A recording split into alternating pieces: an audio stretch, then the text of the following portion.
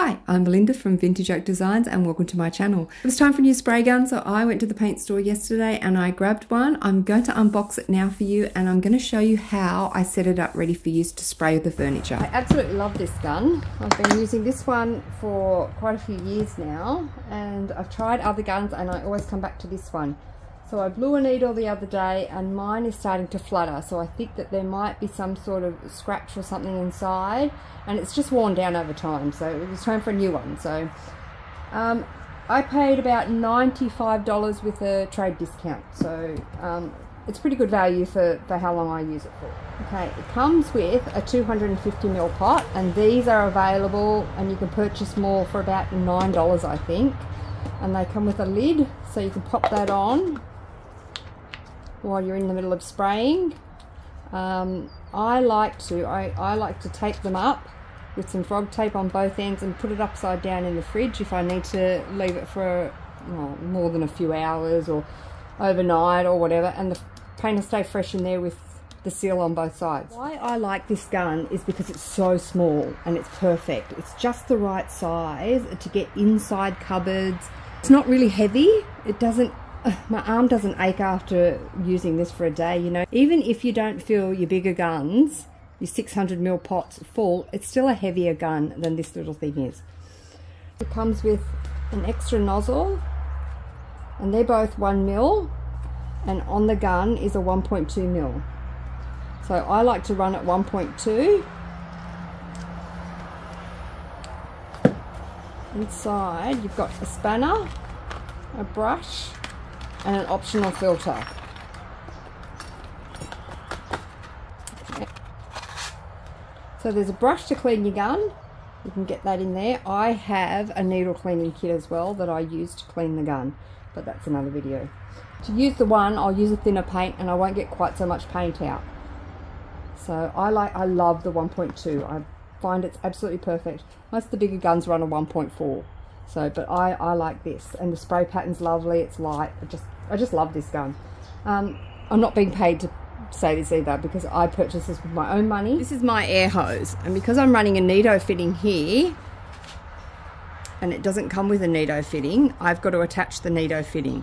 See, that won't go in there. So this is an old Nido fitting that I've taken off another gun that I no longer use. I'm just going to put an O-ring on there to get a good seal when I attach the Nido fitting. That just goes on there. There's a rebate in there for an O-ring.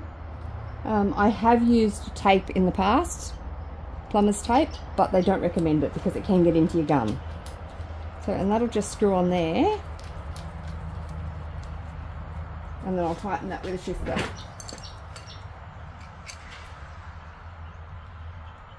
Not too tight, just tight enough to get a good seal.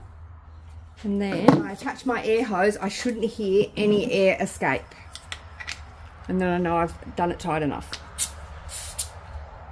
There we go, no sound, it's lovely.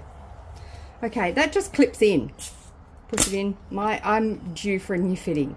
It's starting to get old and worn and it's getting harder to push in and out. Generally they're really easy. I do lube this up occasionally, but I probably should lube it up more than I do. Okay, this controls my spray pattern. If I have it horizontal, I'm going to get a vertical spray pattern. So it's going to run to the opposite of what it is. And if I twist it this way, I'm going to get a horizontal spray pattern. This lower knob controls my fluid tip. The more I wind, the further the needle is going to go into the nozzle at the front of the gun. When I push it all the way in, I get less resistance with the trigger and therefore I can't get as much paint out. So the more I open it up, the more paint will come out of that nozzle. So this top knob controls my spray pattern. If I was painting something like a door, I would go for a wide pattern and I would open it up. For something like a spindle leg, I would close it and go for a nice, sharp, tight, small pattern. Your filter can go inside the gun. Then your cup just screws on.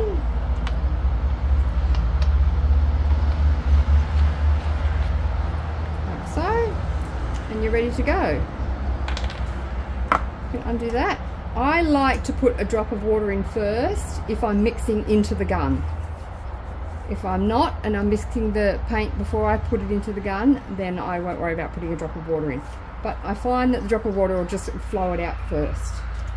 It's already greased up, so I don't need to grease it, as you can see, but I will occasionally WD-40 it and give it a bit of a grease up, and I'll run the air hose through it before I use it through the gun. I'll run the air hose with just water in it or something. This is my old gun, and it's packed it in. It's fluttering. Now, what I mean by fluttering is the paint's coming out. I'll have to do a demo on it and show you. But it was time for a new one, so they're still running the same model. It hasn't changed at all from the original. So why mess with a good thing, hey? And normally I do this in a stand, but I can't get the camera there, so filter this paint into this gun. So I always filter the paint.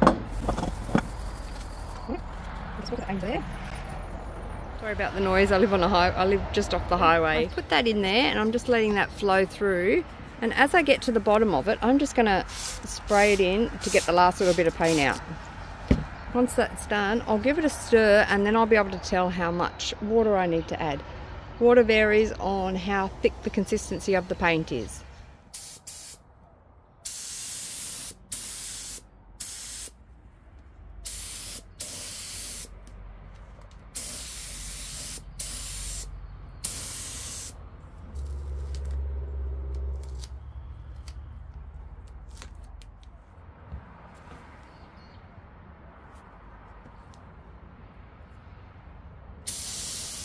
If you have any questions, let me know in the comments below. I hope you found this unboxing and setup helpful, and it'll give you a bit of confidence now to set up your gun and get started spraying. If you did find it helpful, hit the like button and subscribe, and thanks so much for watching. Appreciate your support.